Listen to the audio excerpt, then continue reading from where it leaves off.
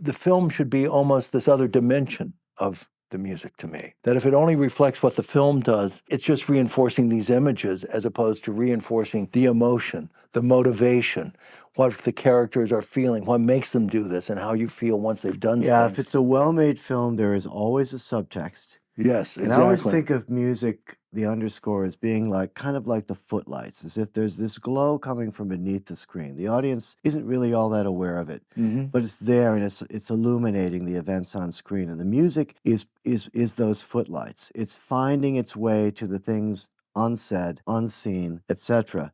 And half the time the directors aren't even aware that those things are there until the composer shows them that they are. Yeah, and I think that whenever you see a silent film, I mean, it's amazing what music does. I mean, and there are numbers of this, but I think you're absolutely right, because there's this old saw that, oh, a good film score shouldn't be heard. What's really meant by that is that you should not be aware of it, because you should not hear it, you should feel it.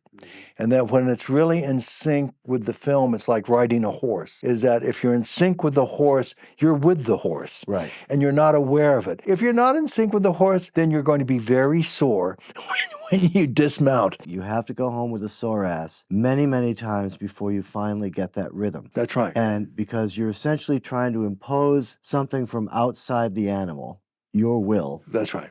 On this thing that will not succumb to your will. They'll let you hold the reins, they'll take the bit, but ultimately it's their ride.